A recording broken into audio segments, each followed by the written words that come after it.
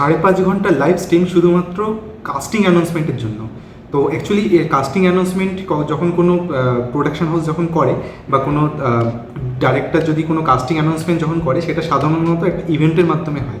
But এইখানে সেটা কোনো ইভেন্ট হয়নি, এখানে লাইভ স্ট্রিম মানে ইউটিউবে লাইভ স্ট্রিমের মাধ্যমে সেটা করা হয়েছে। তাও সেখানে সব ক্যারেক্টার সেখানে অ্যানাউন্সমেন্ট করা হয়নি, টোটাল 26টা ক্যারেক্টার অ্যানাউন্সমেন্ট করেছে।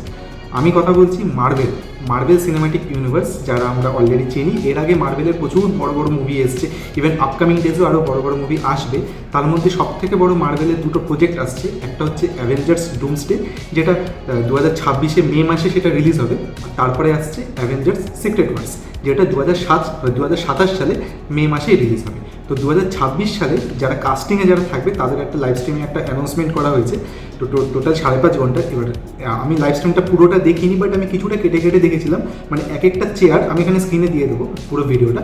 তো এক একটা চেয়ার যখন বসানো হয়েছে, তারপরে 30-40 মিনিট পরে আরও একটা চেয়ার বসানো হয়েছে। এইভাবে টোটাল 5.5 ঘন্টার মতো গেছে। তো তোমরা অনেকে হয়তো ভাবতে পারো যে এরকম এতক্ষণ ধরে লাইভ স্ট্রিম করে 5.5 ঘন্টা করে মাত্র একটা 1.5 মিনিটের একটা ভিডিও করার কী মানে। তবে আমি বলে দিই যে মার্বেল হচ্ছে এই মুহূর্তে পুরো ওয়ার্ল্ডে সবথেকে বড় একটা মানে কী বলবো, মানে যে একটা প্রোডাকশন হাউস, যার সিনেম্যাটিক ইউনিভার্স এতটাই বড় যে সাধারণত আমি আমার কথা বলছি, আমি মার্বেল ছাড়া আমি মার্বেল প্রচুর পরিমাণে ফলো করি। তো আমার কাছে খুব একটা এক্সাইটমেন্টের ব্যাপার, যেটা বললাম এই অ্যাভেঞ্জার্স ডুমসডে বা যেটা সিক্রেট ওয়ার্সে আসবে।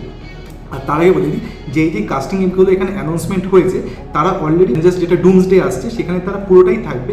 বাট এছাড়া আরও অনেক ক্যারেক্টার আছে যেগুলো খুব খুব মেজর ক্যারেক্টার, যেমন হচ্ছে হাল্ক, তারপর হচ্ছে ক্রিস রজার মানে ক্রিস ইভান্সের ক্যাপ্টেন আমেরিকা, তারপর হচ্ছে ডক্টর স্ট্রেঞ্জ, তারপর স্পাইডারম্যান, এরকম আরও কিছু ক্যারেক্টার তাদের কিন্তু এখানে অ্যানাউন্সমেন্ট করা হয়নি। আর আমি বুঝতে পারছি কেন অ্যানাউন্সমেন্ট করেনি, কারণ তাদের এই মানে অ্যাভেঞ্জার্স ডুমসডেতে ততটা বড় রোল থাকবে না, ওই কারণে তাদেরকে এখানে অ্যানাউন্সমেন্ট করেনি। তবে নেক্সট ডে এরকম আরও একটা লাইভ স্ট্রিম এরকম হবেই। তো ওইটা মার্বেলের তরফ থেকে অফিসিয়ালি সেটা অ্যানাউন্স হয়ে গেছে। আর একটা লাইভ স্ট্রিম হবে, তো সেখানে বাকি কাস্টের অ্যানাউন্সমেন্ট সেখানে হবে। বাট এই যাদেরকে এখনও অ্যানাউন্সমেন্ট করা হয়নি মানে এই ভিডিওতে, তাদের পুরোটাই মেজর রোল থাকবে হচ্ছে সিক্রেট ওয়ার্সে। তো ওই জন্যই এটা এখানে অ্যানাউন্সমেন্ট করেনি। আর তাছাড়া মার্বেলের যেটা নেক্সট যে প্রজেক্ট আসছে মানে এই বছর 2025 আসছে, একটা হচ্ছে মে মাসে আসছে, মে মাসের ফার্স্ট উইকেই আসছে, সেটা হচ্ছে থান্ডারবোল্টস। আর সাথে মে মাসের মে মাসের লাস্টের দিকে অথবা জুন মাসের স্টার্টিংয়ে আসছে ফ্যান্টাস্টিক ফোর।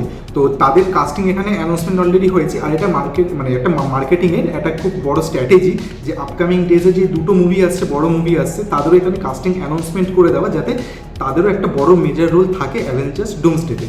তো আমি তো খুব একটা এক্সাইটেড হয়ে আছি। এছাড়াও অ্যাভেঞ্জার্স ডুমসডে আর অ্যাভেঞ্জার্স সিক্রেট ওয়ার্সের মাঝখানে যে 1 বছর একটা গ্যাপ থাকবে, সেইখানে অলরেডি 3টে মুভি আসবে। তার মধ্যে একটা অলরেডি অ্যানাউন্সমেন্ট হয়ে গেছে, আমি স্ক্রিনে দিয়ে দেবো ছবিটা। সেটা হচ্ছে স্পাইডারম্যান 4, মানে টম হল্যান্ডের স্পাইডারম্যানের কথা বলছি।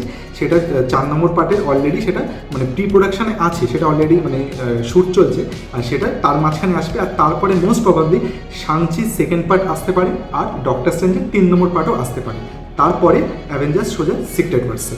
তো আমি খুব এক্সাইটেড অলরেডি হয়ে গেছি। আর তোমরা যারা মার্বেল ফ্যান, আমি জানি এখানে মার্বেল ফ্যান এখানে প্রচুর রয়েছে, তোমরাও অলরেডি এক্সাইটেড হয়ে গেছো আমি জানি। তো আশা করবো যে এই আপকামিং যে থান্ডারবোল্টস যেটা হবে, সেটা আশা করবো সেটা ভালো হবে। কারণ সেখানেই একটা ভিলেন মানে নতুন একটা ভিলেনকে সেখানে ইন্ট্রোডিউস করা হবে। তারপরে তো ফ্যান্টাস্টিক ফোর তো আছেই। তো তোমাদের এই যে লাইভ স্ট্রিম যেটা করলো বা যেটা কাস্টিং অ্যানাউন্সমেন্ট করেছে, তোমাদের কেমন লেগেছে আমাকে কমেন্টস করে জানিও। আমার তো খুবই ভালো লেগেছে, যদিও এত বড় লাইভ স্ট্রিম হলেও মানে একটা স্যাটিসফ্যাকশন আছে যে অ্যাটলিস্ট এই কাস্টিং অ্যানাউন্সমেন্টে যাদের নিয়েছে, ইভেন ওজি ক্যারেক্টারও কিছু আছে, মানে এক্সম্যানের আগে যে পুরনো যে এক্সম্যান ছিল সেখানে ওজি ক্যারেক্টার তারা আছে। হ্যাঁ, এটা বুঝতে পারছি তাদেরকে এখানে ম্যাক্সিমাম যেই কজনকে অ্যানাউন্সমেন্টে দিয়েছে, মানে যেগুলো ওজি ক্যারেক্টার, তাদের মধ্যে অনেকেই হয়তো এখানে থাকবে না, মানে মুভির পরে তাদেরকে হয়তো কোনো কারণে তাদেরকে হয়তো মেরে দেওয়া হবে বা এরকম একটা কিছু হতে পারে। তো এটা ডেডপুলের ক্ষেত্রেও সেম জিনিস এটা হয়েছিল। ইভেন এখানে উলভারিনও নেই, আর সাথে ডেডপুলও নেই, এদেরও একটা বড় মেজর রোল হতে পারে সিক্রেট ওয়ার্সে। ওই জন্যই এখানে মানে কোনো তাদের অ্যানাউন্সমেন্ট করেনি। আশা করবো নেক্সট যে লাইভ স্ট্রিম হবে বা নেক্সট যখন কাস্টিং অ্যানাউন্সমেন্ট হবে, সেখানে তাদের অ্যানাউন্সমেন্ট করবে। তো ঠিক আছে, তাহলে ভিডিওটাকে এখানেই শেষ করছি। তোমাদের কেমন লাগলো আমাকে জানিও। তাহলে দেখা হচ্ছে তাহলে নেক্সট ভিডিওতে। আর চ্যানেলে নতুন হলে সাবস্ক্রাইব করো। Thank you so much for watching. By.